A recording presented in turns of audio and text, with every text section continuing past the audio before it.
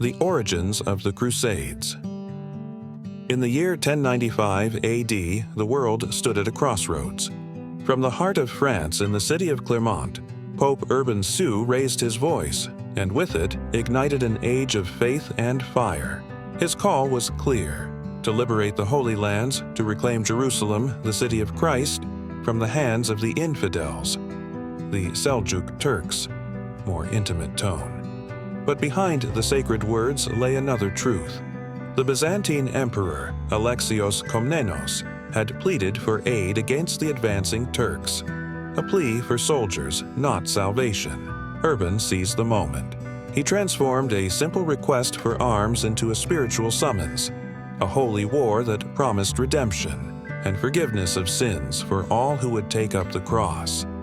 And then, his voice thundered across the crowd, "Deus vult," God wills it, 3 words that would echo through the centuries and drive kings, knights, and peasants alike to the burning sands of the East.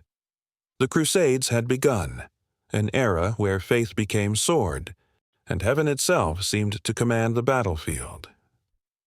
The Holy Orders, the sword, and the cross. From the ashes of the First Crusade, a new kind of brotherhood arose, men who took the vows of monks, yet carried the swords of warriors. They called themselves Milites Christi, the soldiers of Christ. They lived by prayer and by steel, bound by poverty, chastity, and obedience, but sworn to defend the pilgrims and the Holy Sepulchre. The first were the Knights Templar, born on the Temple Mount of Jerusalem, poor in coin but rich in faith. 2 riders on a single horse, symbols of humility and brotherhood. Then came the Hospitallers of St. John, healers turned guardians, their white cross shining over black cloaks. They tended the sick and fought the enemies of Christ. And in the north, the Teutonic Knights, stern and disciplined, forged a realm of their own, a crusade carved in ice and iron. Together they carried both the cross and the sword, believing that to fight for God was itself an act of love. But as faith turned into power and devotion into empire, the line between heaven and earth began to blur. The mythic origins of the Knights of St. John. The early history of the Knights of St. John is veiled, behind the sacred mist of legend.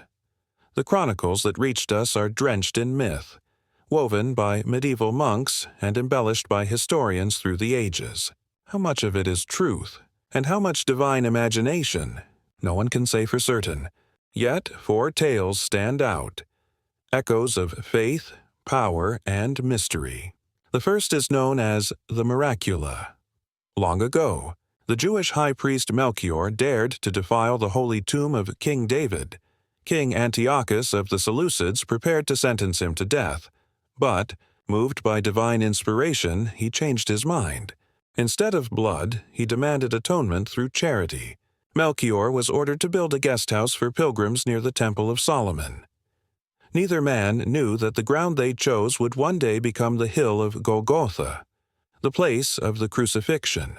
The first keeper of this hospice, they say, was Zacharias, the father of John the Baptist. He was followed in the legends by Emperor Julian and even by the martyr Stephen, believed to be among the earliest brothers of the order. These tales, born in the 12th century, were fiercely upheld by Rome and by the Holy See. Even Hugues Revel, Grand Master of the order, claimed that St. Stephen himself was its first Grand Master. Another legend names John Hyrcanus, of the line of the Maccabees, as the true founder of the hospice. His mission: to welcome pilgrims to the Temple of Solomon. According to this tale, the hospice was built a century and a half before the birth of Christ, and in his honor rose the monument of Hyrcanus, where, it is said, the later church of St. John the Baptist was built. Still others claim that Judas Maccabeus himself was the founder, and that within that same hospice, St. Peter received the keys of heaven, and the first council of the church took place. But there is yet another story, one that names Constantine the Great and his mother Helena as the true founders of the sacred hospice. 70 years after the birth of Christ, Jerusalem lay in ruins. Upon its ashes rose Aelia Capitolina, a pagan city of Rome. After the Council of Nicaea, Constantine, guided by faith and the fervor of his mother, transformed the Roman city into a holy realm. He sought the footprints of Christ, and wherever he found them, he built temples of remembrance. In Bethlehem, the Church of the Nativity. In Jerusalem, the Church of the Holy Sepulchre.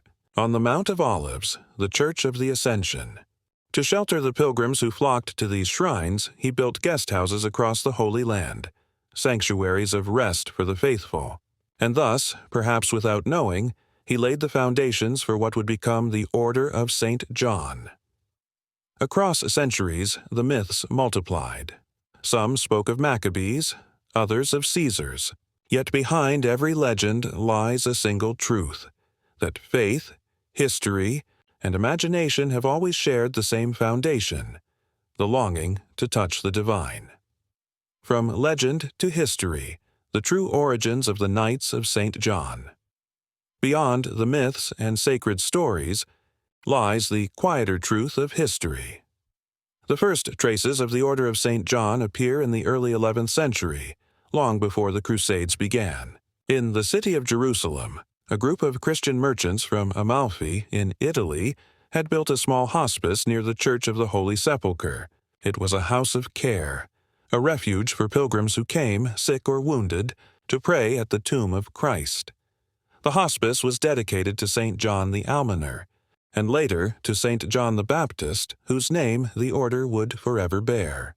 When the Crusaders conquered Jerusalem in 1099, they found this hospice still standing, and they saw in it not just a hospital, but a holy mission. Under the guidance of Brother Gerard, the brotherhood took form. They wore black robes with a white cross, and vowed to serve our lords, the sick. Soon, the hospice became an order, recognized by Pope Paschal II in 1113.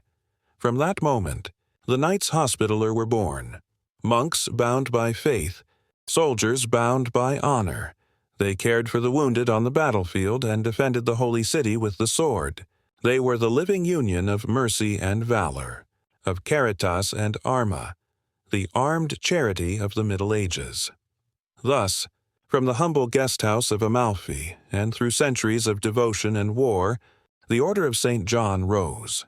An order built not on myth alone, but on the enduring truth that service and sacrifice are the twin pillars of faith.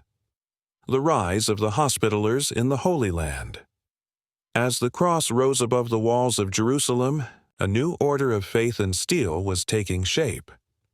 The Knights of St. John, once humble keepers of a hospice, now stood at the heart of a kingdom won by the sword. Their vow of service began to bear another meaning: to heal the body, and to defend the soul of Christendom. In the years that followed the First Crusade, pilgrims from every corner of Europe poured into the Holy City. The Hospitallers tended to them, feeding the hungry, nursing the sick, burying the fallen. Their hospitals stretched like a city within a city, its halls echoing with prayer and the groans of the wounded. But beyond the cloisters, war was never far. The deserts of the Holy Land were burning once again. The Seljuk Turks, the Saracens, the endless tides of vengeance and faith, they all returned, and so the Hospitallers took up arms. Their white cross, once a symbol of mercy, became also a mark of defiance. They fought beside kings and crusaders, their swords gleaming beneath the same banner that once covered the sickbeds of Jerusalem. The brotherhood grew rich, disciplined, and feared. Castles rose under their command: Crac des Chevaliers, Margat, and others. Stone fortresses guarding the roads to the Holy Sepulchre.